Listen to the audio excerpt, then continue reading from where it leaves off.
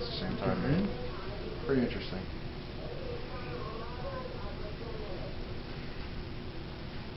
Now the other surprise the Japanese had during that battle is when they were putting their most southern force trying to get through the strait. You know, the Japanese intelligence wasn't as good as they thought it was, because they were trying to figure out just how many ships of what class, you know, the U.S. owned, Yeah, where they would be, and what they didn't realize is all those old battleships from Pearl Harbor, most of them were refloated. They took them back up from the bottom, yeah. Right, so they ran into them at the mouth of that strait, and those ships crossed the T on the Japanese and just shot them to bits. That's great. They had a whole thing about crossing the T on that book. That's funny. You know, it's funny because I don't retain a lot of this. I don't pull it out of my head. I can't remember. It's just funny that so the old Pearl Harbor ships came back up and bit them. That's awesome. Yeah, come back. That's I remember. It all came full circle with those guys and with those boats. And the whole thing with it's just the miscommunication and the, you know, nowadays it's everything's like, well, this is what we have and we can see it, you know. They're seeing clouds from the planes thinking it's an armada, you know, like it's just a bunch of shadows of clouds in the water, you know. They got a whole fleet coming. And you know, just on the horizon you see something, they misjudge what kind of boat it is and ships they are, and just poor intelligence.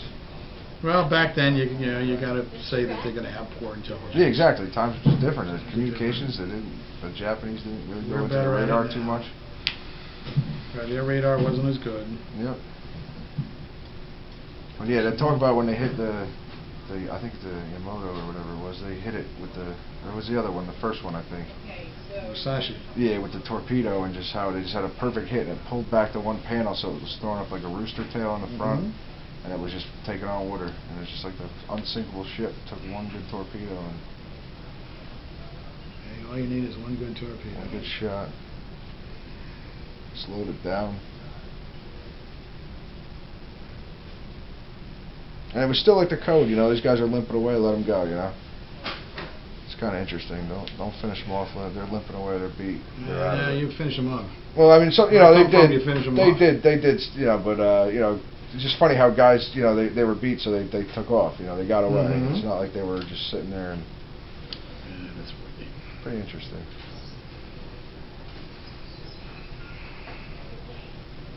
But it did make Halsey look a little bad there for a while. Yeah, that was his one. Well, he made a couple other boo-boos, unfortunately. Of course, one of my patients was on that with Halsey. He's still alive too. Really? He does get an awful lot of basal cell cancers, but he's an old Irishman who was in the Navy for a long time. Jeez. And you're going to get skin cancers.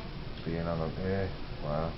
Because twice, in 44 and 45, they had typhoons. And granted, okay, the people who are doing your weather forecasting aren't as good as they are now. Obviously, you have no satellites. But they did get warnings that these typhoons were coming. Yeah. And obviously during a typhoon, the Japanese aren't going to attack you in the typhoon. So you don't have to particularly worry about them attacking your landing troops in a typhoon, right? They're not going to do that. Yeah. And the Japanese aren't going to attack your navy in a typhoon because they don't want to be in a typhoon either. Yeah, they're in the same boat. Same boat. So if a typhoon is coming, you're supposed to take your ships and get them out. You may not be able to outrun the typhoon, but you've got to get them into deep water. Because the waves get really high. You know, as the land gets closer and closer to the surface, the waves get you know, uncontrollable. Yeah. So whenever you hear typhoons coming, you want to be in deep water.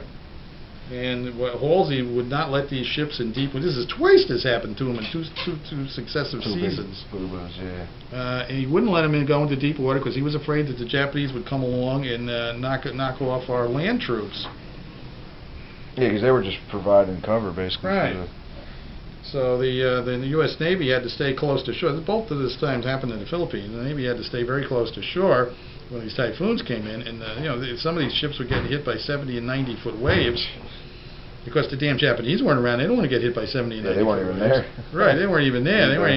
They ain't coming anywhere near this, you know. We're getting knocked around for nothing, basically. Right. So this ended up being a bit of a problem, and they lost ships. I remember reading that now. I remember them talk about command changed hands a couple of times. I guess it went from Halsey back to him or something.